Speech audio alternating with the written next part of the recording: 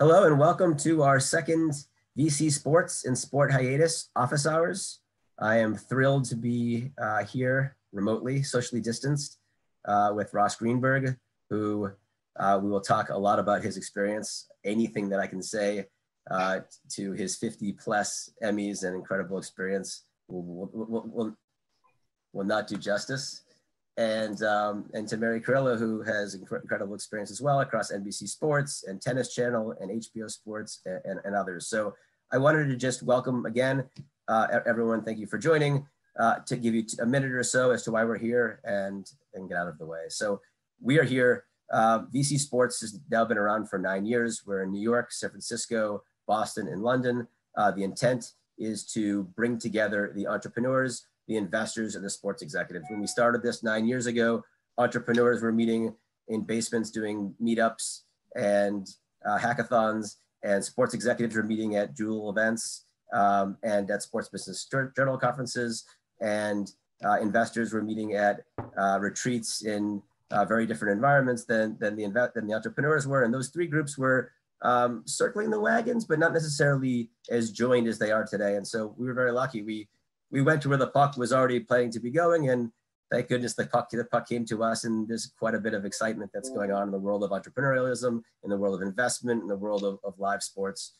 And while we're in this window where sports are starting to come back, we're seeing that live soccer in various parts of the world coming back in early May, PGA Tour Live coming back in early June, and we're starting to see more and more examples of things starting to return to what we call the next normal, perhaps in fanless venues. We launched Sport Hiatus to celebrate that which is innovative, creative, and fun during a scary time in all of our lives that we're all trying to figure out how to manage our day lives with our personal lives. So that's why we're here. We're doing these office hours right now every other week. We're trying to do them a little bit creatively, a little bit differently. Please feel free to reach out to us if there's something you think we could be doing better. On the bottom of your screen, you'll see the ability to submit questions. On the right-hand side of your screen, you'll see polls and sliders and sentiment analysis and live blogging. Those polls stay open for 60 seconds. So they're tight windows, but we wanted to have some fun and do things a little bit differently. Feel free to tweet, hashtag Sport Hiatus and VC Sports, or actually NYVC Sports or Global VC Sports. And that's everything. I'll be back at the end to talk about our next events and everything from there. So with that, I'll get out of the way. Mary, Ross, take it away. Thank you. All right. Thank you, Jeff.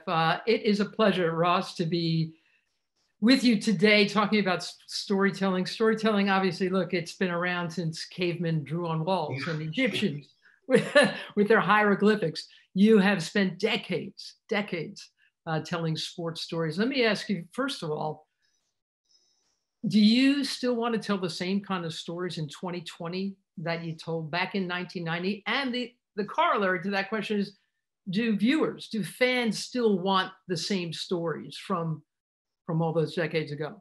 Well, we kid around a lot because every now and then I'll do a documentary. Like we did a documentary on OJ for HBO back in the 2005 time period. And then Ezra, who had worked with us at HBO, went to ESPN and they did the 8-parter or whatever, which ended up winning an Oscar. So, I mean, some stories are told time and time again over many decades. For instance, when I did Miracle in 2005 as a film, it had been done with Carl Malden playing Herb Brooks back in 1982, right, on ABC as a nighttime movie. So, I mean, some stories are timeless and just, they'll be remade. But for the most part, as the eras go on and history changes, you look for little stories like The Last Dance, which is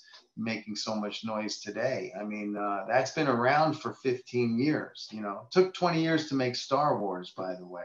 So I have some projects that, are 15, 20 years in the making. So you never know where the stories are going to come from. They could come from 1912 or, 2015. Jason Hare has produced The Last Dance, the the long form series on Michael Jordan, and Ezra Edelman, of course, did the OJ doc. And they spent a lot of time with you at HBO. What did you want them to know about storytelling? What have they remembered about? What's important to you about telling? I think to grab the drama as the story arc, like when you said Ezra's name, remember he came to my office early on in the Magic and Bird process. And, you know, we talked about the relationship between the two, which was the bulk of the story, right? And so I said to him a question. I said, I wonder what Larry did when he heard that Magic was HIV positive. You know, what happened in that situation? And all of a sudden, Ezra, you know, dug in and found the story where he got the call from Magic, and the retelling of that story is so poignant. And then Ezra found the story of, you know, when they started their sneaker relationship, and were told to go to Larry's house in the middle of, which really reignited what was a frosty relationship into a real relationship through Larry's mother. So, you know, you look for those kinds of little subplots and storylines within a story to kind of tell it. And that, I think they both learned that at HBO. I hope they did. Maybe they'd say they learned nothing and, you know, it was good to get out of there. But I would hope they would have liked their experience and learned something from what we did all those years. What did you learn from Rune Arledge? Well, you were a kid when you first got to know him, right? What did he impress upon you? I didn't really get to know him that well. He was like this godlike figure that I just looked up to. And, you know, to be honest with you, I once told him, I once ran into him at Madison Square Garden, and I said, look, Rune, I just want you to know, this was like before he passed. You know, we had done the Howard Cosell docu, and I had him do an interview for that. And that took like 3 years because he was so private. He never did any interviews. So I pulled him aside and I said, look, Rune, I just want to tell you that everything that we set up at HBO was modeled after what you did at ABC, up close and personal. Everything in sports television that dives into storytelling really comes out of Rune and Jim McKay, and Howard and others that he assembled at ABC Sports in the late 70s and into the 80s, or in early 70s or 60s with McKay. So his up close and personal, his digging into the reality of storytelling like it is, that was all Rune. And he, you know, he dealt with the leagues and bought Monday Night Football and Major League Baseball games, but he knew that he could attack real poignant storytelling and tick them off. You know, the leagues used to call him every day, get that Cosell off the air. You know, we're not going to sell you games next year. But he just kept plugging away. And so I had the same mentality when I got to HBO. I couldn't get a job, by the way, at ABC. After a year of trying, I was told by a guy named Denny Lewin in his office, you better look for a job. And in those days, there were 3 networks. And so I didn't have a lot of choice. So I looked in this big cable source book to see if there's any sports television companies. And there was HBO. And so got there and rode that wave.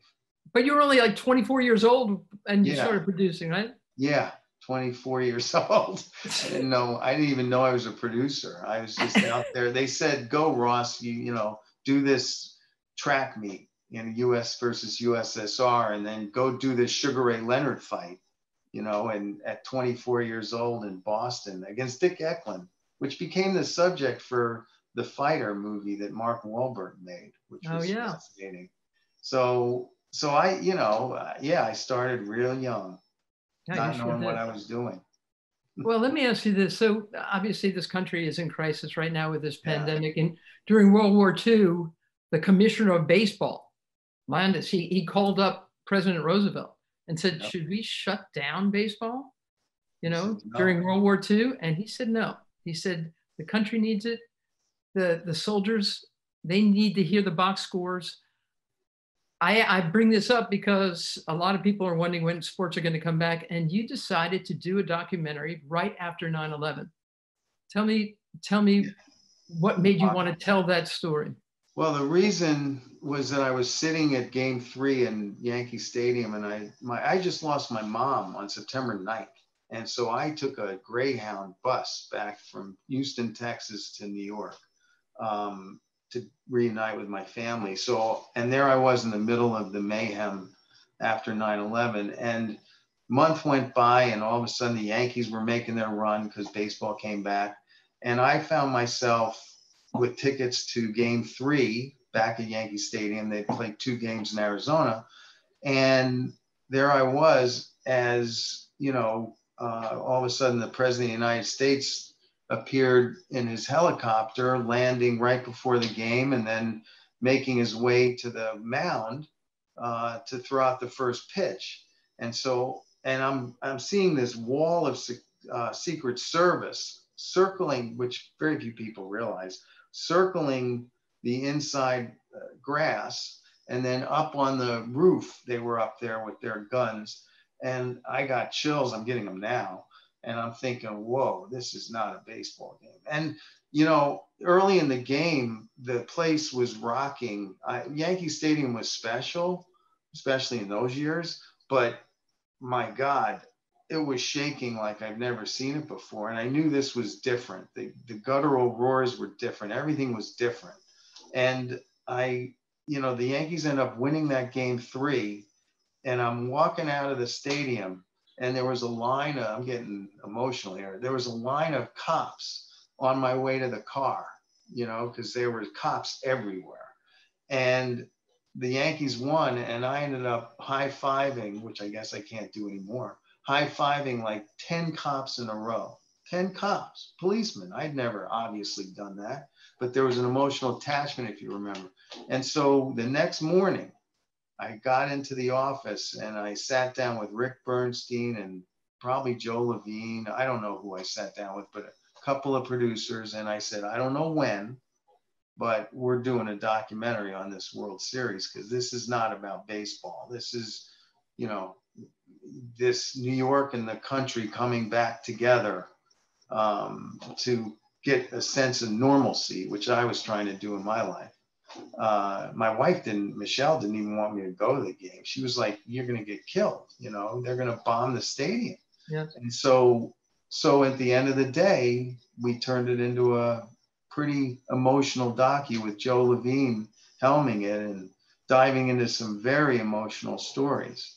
And, you know, I was thinking, not to ramble here, but I was thinking about it the other day, because people have started to ask me, well, what are you going to do out of this pandemic wise? And, you know, that's what's going to happen, is that there'll be a Piazza home run at Shea Stadium or wherever that was. I guess it was it wasn't Citi Field. What was it? I don't know.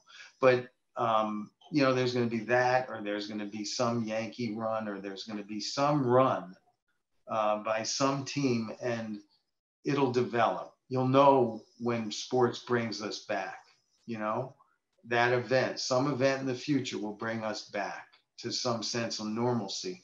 But I say sense, I mean, remember, there was a crowd at those arenas. That's exactly right. So and aren't you like me? Don't you feel, Ross, when you are in the stands, you absolutely affect the outcome of the sporting event? Always. I mean, I know how big a Jets fan you are. Well, as a kid, I was up on the upper deck, which I finally realized my poor dad probably couldn't afford mezzanine or lower deck. But we were at every Jet game, and there was my hero, Joe Willie. We used to get there an hour and a half early just to watch him, you know, practice and get ready for the game. So yes, I thought he was watching me. Oh, up there. You are such a softie. It's. I have to assume that as a young boy, as a fan, you did a lot of crying when your guys. The whole everything. I mean, I still remember, and I didn't care that much, but I guess he made me care. I still remember Jim McKay calling the Bill Toomey decathlon. Now, there's not a person in the United States that knows what a decathlon is anymore, but it was a big event in the Olympic Games back in 1932 when I was watching, I guess. But Bill Toomey was taking his last lap around the stadium in Mexico City, I guess, 1968. And he was taking that last lap, and McKay was screaming, not screaming, he was saying in a very nice tone, and Bill Toomey is about to win the marathon. And I started tearing up, just the way he said it. You know, he was beyond brilliant. He was poetic. And I used to, as a kid, think to myself, all the years that these athletes train, right? Yes. To get to that moment. And so when they get there, and that could be, you know, someone winning a world championship, NBA, Major League Baseball, NFL, you know, the Super Bowl. I always was inside the athlete who had worked his or her whole life, and then glory, you know, that breaking the tape for Bill Toomey. And I used to cry. I don't know why. Maybe it was because I knew I would never have a moment like that. But well, that makes me ask you the idea of stadiums without fans. Everyone's talking about how the fans, you know, how it would hurt the fans not to be there. I think it would also hurt the athletes not to have fans. No, are you a fanless? Are you pro fanless or against it? No, I'm pro it from a business standpoint, because I realize that sports is not getting back with fans in the stands, you know, and the economics of television revenue and then advertising paying for these leagues to start up again, minus fans, will drop the economics, but we'll have the games and people will be in their living rooms with something to watch that'll get them enthused and bring them back to a sense of normalcy, a new normalcy, for a while until there's an immunization. So I think that's very important. Now, will you have the same emotion coming out of those games? No way. I mean, LeBron was the first one who said, I don't want to play without fans in the stands. That's where I get all my energy from. So it'll be interesting to see how they perform without fans, right? You have a better feeling. I don't know. I never played in front of 20,000 people. Neither did I. You did. But here's my other question. So much of the storytelling that you have done so long takes us, the access level was always, whether it's 24/7 or the boxing, all the years of boxing that you did for HBO Sports, it's all about access. Now, there can't be locker room access. There can't be a sport like boxing that is so bruising, and there's spittle and blood. And first of all, I'm wondering if boxing is even going to, if fans want to sit and watch a boxing match. But more than that, what happens to all that access level? That's such an important part of your storytelling. You're right. I mean, I am a little concerned. I think the leagues and the players associations will have to forge a way. We're going to try to convince them. You know, we do a lot with the NHL through, you know, the Stanley Cup and through following teams all over the place all year long. And my brother Michael's our producer for us, and he's the one that goes into the locker room with Steve LeMay, the cameraman, and the sound man. We're going to have to reduce numbers, right? Convince the players associations and the players and the teams that we can keep our 6 feet, because we have long lenses. It's not like we have to get up in people's faces. We can keep our 6 feet and have minimal crews and minimal numbers to really make them feel like we're not in the way. We always went in and kind of said we're fly on the wall and we don't get in your way. And we always are pretty, you know, separated from the athlete to give them their space. So we don't want to intrude on them preparing for a game or anything. And then we're in the stands shooting with long lenses and doing our drama through the lens. If you're, you know, as gifted as LeMay or Rob Newman or some of the other cameramen we have, which are so important. But, you know, at the end of the day, we have to kind of give them their space now. And we have to convince them that we can give them their space, right? Yeah, yeah. And still the fans have gotten used to devouring access. Oh my God. Right? Yeah. And also, I know it's such a big part of people's identities, whether it's an athlete or their team, you know what I mean? It's so for it to be gone for months. Yeah. I think, don't you think that's what a lot of people miss? That they're Yeah. so much wrapped up in the fact that I love the Mets, I love the Patriots. Yeah. You know what I mean? I always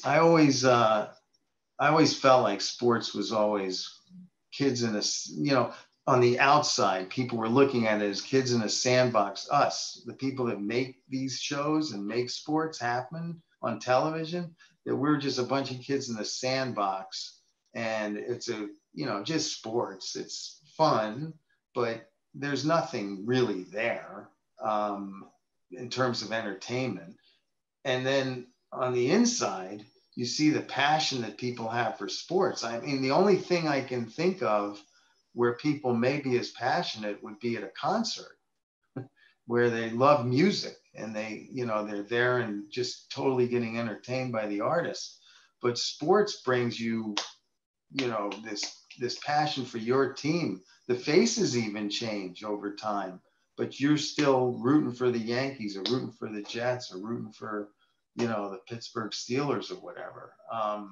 And so you're right. I think it's been underappreciated as an entertainment vehicle for many, many years.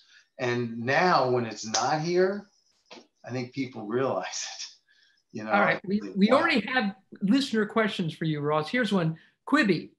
You know what Quibi is, right? Oh, yeah. Now getting into sports. Yeah. How effective can short form content, which is the 10 and under stories, how effective can that be? Well, you and I have proved that, I mean, what is real sports? I mean, it's 14 minutes, but give me a break. I mean, you can tell a really compelling story in 10 minutes. So there's no reason to believe that Quibi won't be very successful in getting that out there. The key for them, as well as anyone else in television, is to pick the right stories, and to make sure that they're really compelling stories. So it's not a question of length. The other thing that I think we need to squash is the fact that anyone under the age of 40 has the attention span of a gnat and can't watch anything for less than 20, for anything less than 10 minutes is all they can handle. I mean, there are plenty of kids out there that love 60-minute, documentaries or 90-minute documentaries or Last Dance being a 10 1-hour documentary series. So it's fine. Yeah. When you say you have to tell the right story, do you know right away you can taste, you know what a good story tastes like, and you can say, yeah, that's 10 minutes or that's 1 hour or that's 10 hours? Yeah, I can pretty much, like, if someone gives me a story, I have to do two things when I hear it. I have to feel it and know there's a beginning, middle, and end, and enough drama in the middle with protagonists and antagonists and adversity or whatever it is, that it's going to, when fleshed out and told, it's going to bring out some emotion and I'll start crying again. But so I can kind of tell that. And then I have to, my second job on the other side of my brain is to figure out, is it going to be sellable? That's a whole nother story. Can you sell it? If it's is that a sad story or a good story? Huh? Is that a sad story sometimes? When yeah, it's a sad story. I get rejected all the time. Ever since I left HBO and went on the other side of the table, it's like, well, Ross, thanks for coming in. We're not really looking for that kind of story. Yeah. And I sit there and want to cry and say, well, you're wrong, because it's really a good story. But they are in charge of what they put on the air and want to spend. So I have to tell you, and I'm so proud of the fact that you asked me if I wanted to join Real Sports when it was only in year 2 of its existence. And so many times I've pitched stories, something I read in, Men's Health magazine or the New York Times, and I'll pitch it to our great executive producer, Joe Persky, and he'll come back and say, it's a better print story. It's better in print than it is. Yeah. And it's right, and he'll lay it out and say, all right, here's what I think. I like the story. There's some good characters, but you know, it needs more turns, it needs more, and it's really, it's better print. Right? Yeah, no, that happens all the time. Yeah. And sometimes you have to categorize where the story belongs. Is it better as a film, feature film? Is it better as a real sports piece? Is it better as a 60-minute doc? Is it better now, the new trend, which you've seen, is it better as a series, a documentary series, or, you know, a mini series, you know? So there's so many, or a Quibi piece. So there's so many ways to slice it up, you know. People need content. Huh? People need content, all these platforms. Oh yeah, I always go back. I was in Oliver a couple times as a kid. I played the Artful Dodger, and the beginning of Oliver, if you remember it, was a song. I forget the name of it. Oh God, I know the song. But anyway, you know, wanting more porridge, right? And all the orphans were gathered in the room, and they were starting to feed them, and they were all asking for more. Well, I always thought of that scene as we look now at the marketplace of television. You know, they're all those executives at all these new streaming services and networks, you know, we're all sitting there with, you know, all of us kids supplying them the porridge. Right? They're all sitting there with their bowls, you know, Netflix, Amazon, Peacock, HBO Max. They're all sitting there going, we need more. We need more. Because don't forget, they're not putting it on every week. They're just putting a big bowl in there, you know, for you to dump in all your content. What has impressed you most that you've seen? Not that you've created necessarily, but that you've seen. What are there trends? Are there things you like seeing these days in the storytelling around all these platforms? Yeah, I get jealous all the time of people making all these great stories. In sports, particularly, I get jealous. But I'm jealous. You know, I think Last Dance has been a mind-blowing hit because ESPN was smart enough to tell Jason, go in the edit room, get it quicker. So, you know, it's on the air pretty, you know, in the perfect time and place. And it's an incredible story, an incredible subject. So that's mind-blowing what they're doing there. And of course, Ezra's piece on OJ was mind-blowing. But I think that seems to be the new trend, and that long-form storytelling through multiple episodes of a huge subject matter. Right. It's got to be big. It's got to be big. You can't stretch stuff out, you know. I was a big fan. I've always been a big fan of Ken Burns, and, you know, jealous of him, because even to the point where in 1990, when we really started to establish our style as documentarians, I stole all kinds of stuff from Ken Burns, you know, the sound effects over old footage, you know, putting actors' voices to poetic writings, all kinds of things I stole from him because it was, you know, it was such a brilliant series. Civil War, if anyone on here is, you know, 15 years old and never saw Civil War, because I know a lot of you old fogies have seen it, but, you know, just brilliant television. Now, obviously, he didn't have a lot of footage. No kidding. It felt like he did. It felt like he did. But he did it. I have another question for you. Another viewer question. What stories do you yearn to tell? You've told so many. Which ones are out there that you still want to tell? Great characters. Do you have to? Does it have to be a great story or a great character, or both, to make you? One. I mean, I'll give you one that my brother and I just talked about this morning. We had enlisted way back Ron Shelton to write a script on the Balco story, which is. Tell me what that is. That is Victor Conti, created a phony, in a strip mall, he created a place for athletes to go to get injected with basically steroids to increase their ability on the field. And he attracted people like Bill Romanowski and this baseball player called Barry Bonds and many, many others. And that was the ground zero. That was the beginnings of the hysteria and the steroid era in multiple sports. Track and field was probably the biggest. And very rich story. And now is the perfect time to put it in to form as a mini series. So that's one that we want to kind of reignite, and hopefully we can make it. You know, Ron's script was brilliant when he wrote it, and he's, you know, a great filmmaker. So we'll see what we can do with that. I mean, you know, always wanted to do something on my hero, Joe Willie, you know, and that magical year. You know, leading into the Super Bowl, which I was at when I was 13 years old.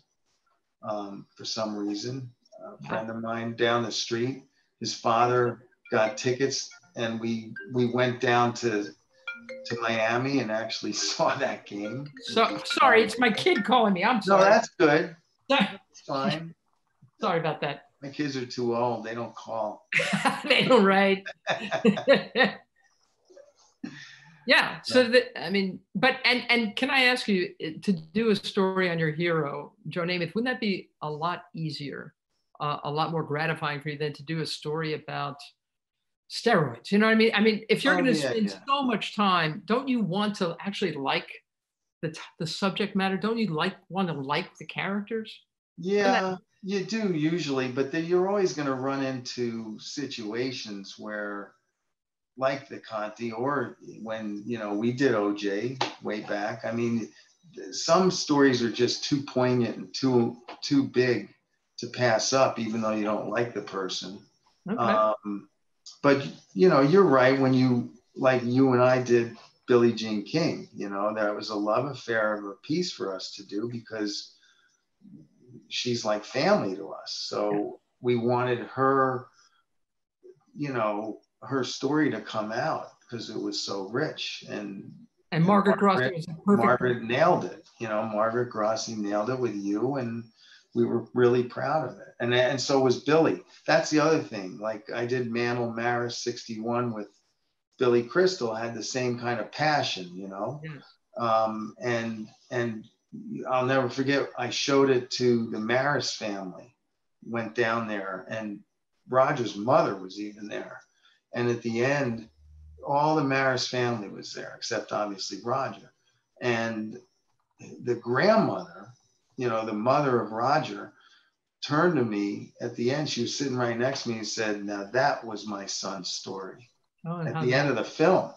And I was like, whoa, okay. I don't, you know, and that's when it really is fun, when you can sit with someone, and you were there when Billy watched it, you know, with Alana and everybody, and you sit there and you're nervous during the, you know, time that you're spending watching this thing for an hour and a half or an hour. And then at the end, you're like, did she like it? Did she like it? You know, and then they all tell you they loved it. And it's like, you just want to sit there and cry your eyes out. You know, you've done something important for them to leave behind. Yes. Let me ask you, Ross, how hard a sell was Real Sports? You know, I wrote a memo. Half the people on this probably don't know what that is. That's something you did prior to having computers. You know, you actually wrote something on loose leaf, and then your assistant or you typed it. I couldn't even type back then. So I wrote this memo to Seth Abraham and Michael Fuchs. I wrote it to Michael. He was the CEO of HBO at the time. I wrote it to Michael so Seth wouldn't play like it was his idea. And so the two of them got the memo, and Michael, you know, that it wasn't that tough a sell. He understood the idea. And, you know, obviously was modeled after 60 Minutes, but it was all sports. And I felt like, you know, there were always going to be compelling stories. And I categorized three kinds of stories for Real Sports. I'm glad to say that 25 years later, Joe still seems to be following it, which is to get into a compelling profile. And the first one we did was Dennis Rodman, which is ironic because 25 years later, who was on Sunday night? Dennis Rodman. The second piece was on racism and the Masters and Augusta. Oh, yeah. Which Frank did, which was something he felt strongly about and recommended, and it was very, very powerful. And the third piece on that show was right out of the strike, Major League Baseball strike. It was an issue-oriented. I categorize those as issue-oriented shows, which was about baseball post-strike, you know, which is, I mean, you guys, for last night's Real Sports, I think there was something involving the pandemic, you Very know, much. Three broadcasters. So, you know, I knew what we wanted to do. And we definitely wanted to hire correspondents like you and Frank DeFord and, you know, go top of the line there. And then we reeled in Bryant, which was not easy, by the way, because he had a day job at this little thing called the Today Show and was pretty exclusive to NBC, but somehow he finagled his way out of that. But Michael and Seth both understood that we could do something special. The only issue was that I had titled it something like Sports Something. And Michael said, Not as catchy. It's kind of, and so Michael said, well, why don't we call it Real Sports? And I said, Real Sports. I said, there was this other series on at the time on HBO. You know what the title was? Real Sex. So I said, Real Sports, are we going to get away with this? I mean, and we were showing, you know, this series called Real Sex, you know, that Sheila Nevins was doing. He goes, yeah, give it a try. And so, and I've always had a theory that, you know, shows make titles, titles don't make shows. You know what I mean? Yeah. 60 Minutes, you know, decent title, but hell of a show. And then the title becomes iconic. So I would hope all these years later, Real Sports has become a title that signifies a big show. A lot of people listening today have heard of it. Here's the thing though, Ross, what's happened in recent years is that athletes, they want to put out their own stuff. Yeah. You know, I mean, they have their brand and they have their own platforms and they get to, LeBron's got a barbershop show. Yeah.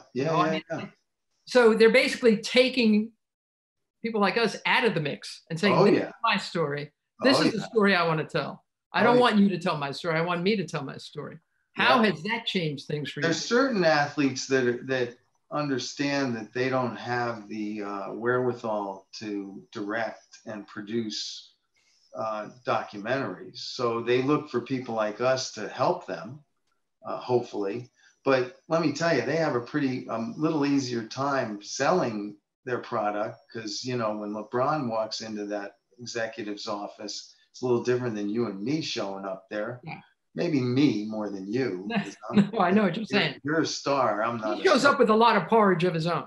Yeah. So the point is that I would hope that, and I'm finding that I'm trying to partner with a lot of those superstars to, you know, convincing them that you got a great story, but let me help you, kind of a thing.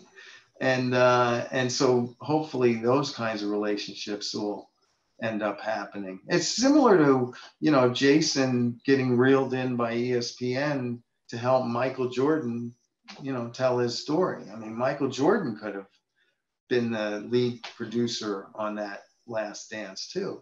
But you know, I think there's enough to go around is the point. Right. But it has shifted, hasn't it? You know, the Players Oh, Tribune, for totally. instance, in print. I mean, they Totally. get to tell their own stories. Totally. They do it in print too, you know, Yep. Players Tribune. But but you have to be careful because, you know, there's a journalistic integrity that you have to keep a hold of. The old Rude Arledge tell it like it is axiom that you really hope that the players, you know, don't just see one side of it, you know, like the president of the United States. Sorry, why did I do that? But I digress. So you have to, you know, you want to balance there, right? You want to balance there. Yeah, exactly. We worked together on a story, the Borg-McEnroe rivalry. Yeah. Right? Fire and Ice. And John McEnroe was willing to give us a lot of time. He did 3 long sit downs. Yeah. Margaret Grossi and Helen Russell and me and the rest of us. And Bjorn Borg promised us 90 minutes. And we flew to Sweden to get him. And at the 90-minute mark, that interview was over. Yeah. I think some athletes, they're easier to work. They want you to know their story. Yeah. You know? And then there's all kinds of reticence from a lot of other athletes. Yeah. I mean, there's always going to be periods in anyone's life where they have a subject matter that they'd rather not talk about, you know, unless you're a certain kind of person like John McEnroe or Billie Jean King, who just throw caution to the wind. And it's like, this is my life and this is what happened to me. I would hope I would be like that. You know, this is what happened to me, the good and the bad, the mistakes I made, and the glory that I had, and here it all is. And so it's certainly easier to tell a story when you have open people like that who are willing to just tell you the warts and all. That's huge for us. You know, it makes it so much easier. John McEnroe was that. Yes. Oh yeah. Well, that takes us to our friend Julie Foudy. Oh my God. So you did a real fun doc on the 99ers. Mm-hmm. Julie wasn't the only one who was very open. Oh, they all were.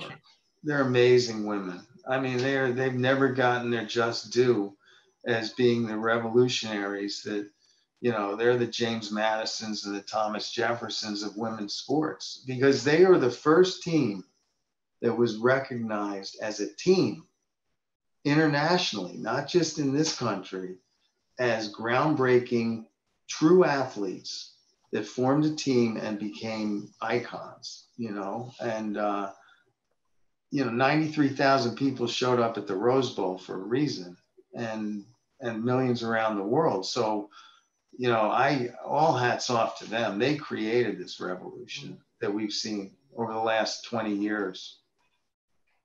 Ross, there are stories you've done, documentaries you've done that you've wanted to turn into films. 61, Roger Maris going at it, and Miracle, the 1980 hockey team, U.S. hockey team. Mm-hmm. What does it take for you to want to do a story and then want to do a film? You know, it's funny. I think the films, you know, they kind of just, they morph into a film. And you know when you have a film, like I told you about the Balco script that Ron Shelton wrote. And a long time ago, I tried to do, you know, the 1969 New York Jet year as a film.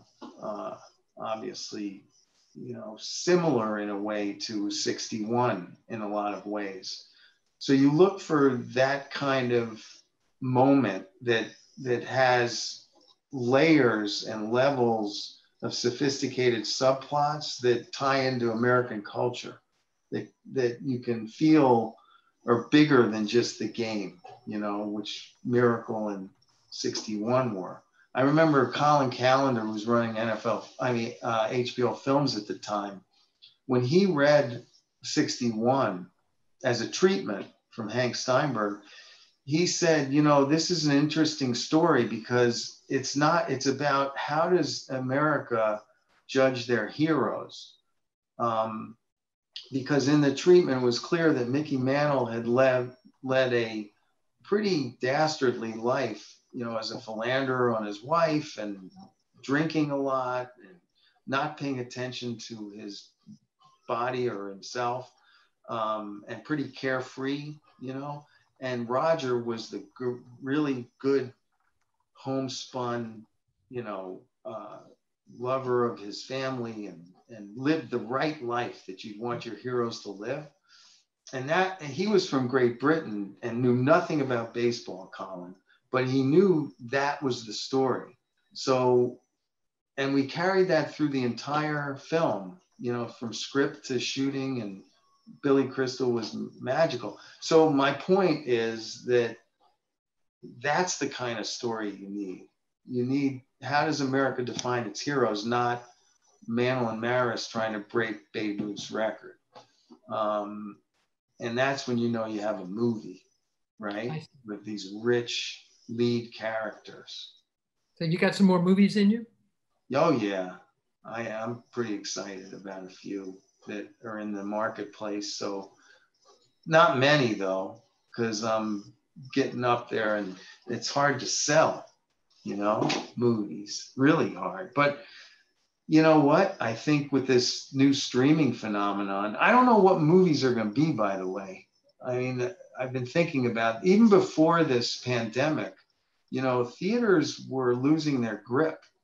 People don't realize it, but Netflix, Amazon, now Hulu, and now HBO Max and Peacock, and all of them were kind of steering into the movie world, and they were taking away from what was going to happen at the theater. If you've noticed, the theaters are reserved for mostly comic book films. Yeah. That, no plot, blow something up.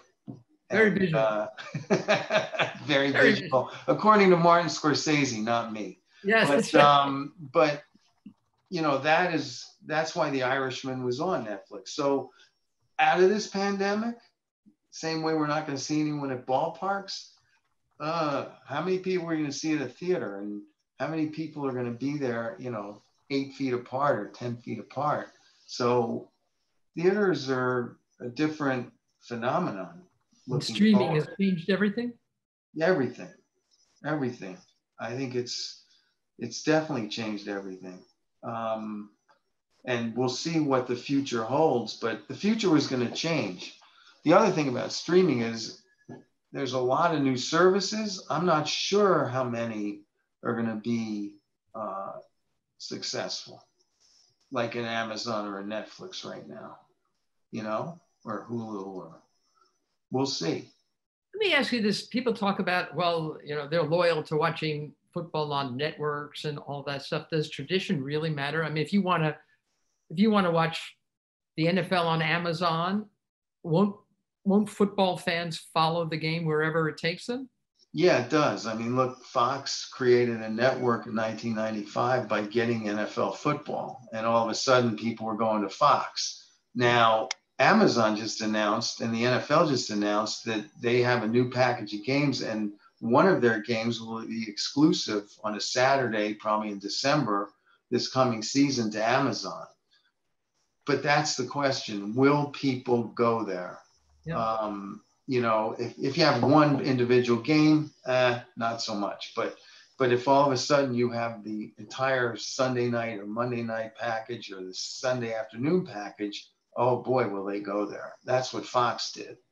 And the time will come. It'll be the NFL's decision on when they feel America is ready to go there. They resisted Fox for a few years back in the early 90s because they didn't think Fox was ready. Right. Fox was The Simpsons back then. Yeah. And they didn't think they were ready to take on the production of it and to kind of make it the package that they wanted. And then, David Hill and Ed Goren just assembled this great staff. Yep. And the rest is history. Yeah, including John Madden and Pat Summerall. Yeah. That's legit. That legitimized the whole thing right away. Of course, immediately. Brilliant move. Can I ask, Ross, we're running out of time, but I have to ask you, back when you first started in this business, did you have to deal with the sports commissioners, and did you have to deal with agents? Did you have to deal with all the people that you have to go through now just to get to the people you need to tell the story? And wasn't it a simpler time back in the 70s? You know, by the time I was in it, there were agents. So Okay. agents and commissioners existed. So if you did a piece on concussions on the NFL, I was going to get the call the next day from Roger, which happened. I got yelled at. Was it a pleasant conversation? No, I got yelled at the same way Roone Arledge got yelled at, by Pete Rozelle because Howard had said something on Monday Night Football. So I always had to deal with commissioners. David Stern, I mean, our friend Brian Gumbel did a commentary and called him a slave owner. That didn't go over so well. Yeah, he definitely did not take that the right way, or maybe No. he did take it the right Well, way. David was always the type who, like, for the next 15 years, I'd see him at screenings of Magic and Bird, or there was a Broadway production of Magic and Bird, and we were at the premiere together, and he'd come up to me, and just hammer me. You still got your friend bitter. Brian Gumbel? Yeah, he's still around. There it is. So you have to just have a thick skin, and you have to handle it. That's what I always respected about people like Roone Arledge, that you just have to deal with it and know, what you're doing is right, which is giving announcers the freedom to say whatever they want and believe. So, I mean, that's what you kind of have to do. That's what you did, knowing you'd be getting the phone calls anyway? Yeah. In times, the only thing I remember doing on the concussion story was telling Kirby Bradley, who was running Real Sports at the time, and Rick Bernstein, executive producer, I said, look, I never minded stirring it up and doing a concussion story, which, by the way, we were one of the first to do a concussion story. But I always was like on them, get both sides, don't do this story without contacting the league and asking the league to respond. And so, at times I felt like we were a little imbalanced because it's always easier to not ask. You know what I mean? Yes. And so I always wanted a balance and tell both sides of the story and let the viewer figure out who's right and who's wrong, which you learned from 60 Minutes all those years, even though there's, someone's always more convincing, and is in the right. Yes. Boy, you still got all kinds of energy left to tell even more stories. Yeah, I have the energy, I think. I think I do. I think I'll like a ball player who you can't get up to speed and get the bat speed together, or I'm now a golfer that can't play worth a damn. So, I think I'll know when I'm tapped out as a storyteller, and how much energy do I have to run around the country, especially after this. But I'm still around to, try. It must be in my blood or something. But I'm not one of those people that'll say I'm gonna dig my grave while I'm in the middle of a production or something. I can't. I'll know, and I'll just say, okay, time for everyone else to take over. I already feel like a dinosaur, even though I'm 65. I mean, I'm reminded all the time that I'm the old guy in the room. So that's weird. But now I have the hair I had when I was in high school because of this pandemic.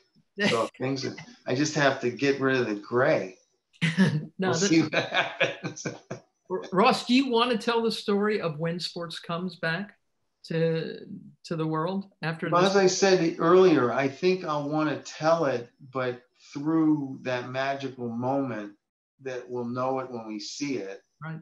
that brings people back, and then dig into that story to find out if there were people like Joe Levine and I did with 9 Innings from Ground Zero, with people that were connected to that story, that were connected to the pandemic. So you look for people on the front lines who are baseball fans or football fans, or, you know, when that story happens, who's the fan of that team that felt like sports had brought them back to reality.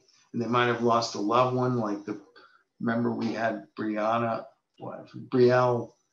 Sacaramomo, or whatever her name was. I'm terrible with names, but her dad was the pilot on the Pennsylvania flight. And you know, Derek Jeter and the Yankees brought her and her mom back to a sense of normalcy. You know, that's the kind of story you look for. I hope you tell that story.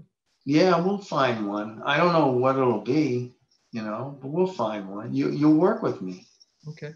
Okay. I love working with you, Ross. You know it. You've given me so many opportunities, and I've learned so much. We didn't even talk about that opportunity. What about you and Billie Jean and Martina being the first women as all-women announce team? All-women announce team for a male tennis match in that case. At Wimbledon. Yeah. At Wimbledon. Is that true though? It was the first. Yeah, it was. I loved it. And you guys at the end of that first Wimbledon, Ross, she said to me, "There's a new show on HBO called Real Sports with Brian Gumbel. Do you want to try doing a story or two?" Yeah, sure. I'm still there. And you gave me a layup of a first story, a profile on Charles Barkley. Charles Barkley. Wow. Yeah. So, I mean, even I couldn't screw that up. Wow. Ross, it has been an absolute pleasure talking to you, catching up with you, my friend. Thank you so much for your time and for your stories. I've got pages and pages of questions that I just couldn't get to, but boy, I sure like listening to you talk. Well, it was fun. And I just thought of two people that no one should ever forget, Steve Sable and Bud Greenspan, because the two of them started this storytelling off. Right. They were the inspiration. You know, you talk about Roone, but those two guys, they really kicked it off in sports for all of us. Changed the NFL. You know, God bless them, because they changed everything. Good call. All right. Thanks. Well, I just wanted to say thank you. First of all, tremendous conversation. I think this conversation could have gone on for hours. Yeah. When you have a conversation, or you have a storytelling about storytelling. Maybe it's closest to Cosmo Kramer doing a coffee table book on coffee tables. I don't know that I delivered that joke perfectly, but you know, there's a reason that Ross has won 54 Emmys, and there's a reason, Mary, that you're so beloved across NBC Sports and Tennis Channel and HBO Sports and others. Two highlights for me personally. Mary, thank you for referencing how much you love the Patriots. Whether that was an example or not, I don't need to know. And Ross, I enjoyed the political comment. I don't think we lost one user during that comment. I think maybe people tuned in thereafter, so that's always good fun. I think the thing that comes out of the conversation, or perhaps the summary, is people talk about how content is king and distribution is certainly the throne. But it all starts with great content. It all starts with great storytelling. And then once you have great content to be able to put out to the marketplace, distribution and strategies all flow from there. And I think that's one of the biggest takeaways that I loved listening to in this conversation. And I look at why we created Sport Hiatus, and I think we have an opportunity to innovate during this window, and we have an obligation to innovate during this window. And that's one of the special times. I think you're absolutely correct that there will be a moment, it's already starting, where sports are starting to come back. As, again, maybe fans are not ready, but sports will come back. There are a lot of reasons for that, media rights values and many others. But they're already starting to come back, and they're going to be amazing opportunities for storytelling about the time that we're having now. So it was really enjoyable to hear you guys speak to that while we're living in it. I wanted to say a couple of thank yous. So thank you to our advisory board, who's been actively working behind the scenes, Deepan and Joe and Tom and Blake and Dan and Asher and Jeremy and Donna and Mandy and John Kozner. It takes a village, truly. The team at LiveLike, who has been putting up a lot of the polls and sentiment analysis and user questionnaires and live blogging features.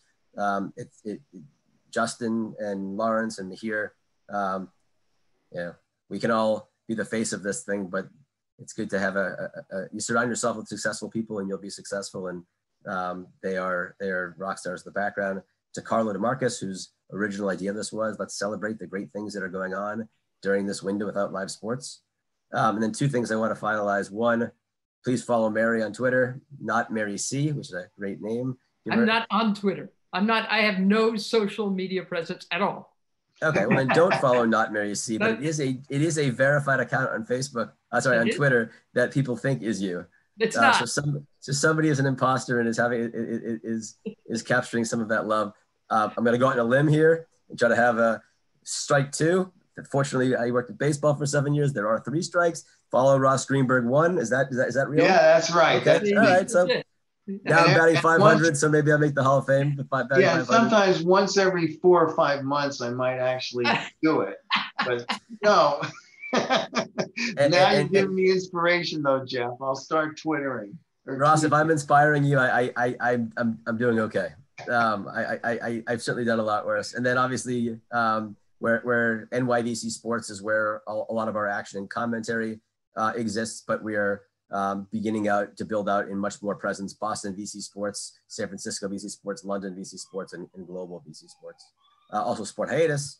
And then lastly, I just wanted to read our mission because I think it's really relevant during such, I've heard the word unprecedented many times. So I'm going to use it as well because it's the right word. But our goal is to support teams, leagues, athletes, broadcasters, publishers, brands, agencies, partners, entrepreneurs, investors. We are one team. Sports don't stop. Sports fans don't stop. It will come back. So be creative, innovate, and be safe. And I wrap it up really with, I watched the ABCs of COVID, which CNN did with Sesame Street with my 4-year-old and my 3-year-old. It's about an 1.5 hour long show. I got them for about 12 minutes and then they came back and left and came back, but they got the general gist. And it was a really thoughtful way of explaining to kids what is going on in our time and how to be active. And the big takeaway that I gathered from it and wanted to share here was that while we all need to be physically distant, we can be socially connected. So hopefully these are environments that we can bring to people to allow for that to happen. So with that, Ross, Mary, thank you truly. I'm gonna hopefully correctly shut off this video and thank you everyone. We'll be back in 2 weeks. May 13th is our next event. It'll be with Action Network's Darren Ravel, who has been crushing it on social media, and John Kozner of Micromanagement Ventures and Kozner Media. And it'll be all about staying relevant in a time of uncertainty. So we look forward to seeing you then. And if you have any ideas, as VC Sports has always been, this is your community. So please give us ideas, give us recommendations, tell us who you want to hear from. We're doing this to hopefully add value to the community during a window where we're all looking for relevant topics around an industry we're all passionate about. So with that, thank you guys truly, and have a great day. Thank you.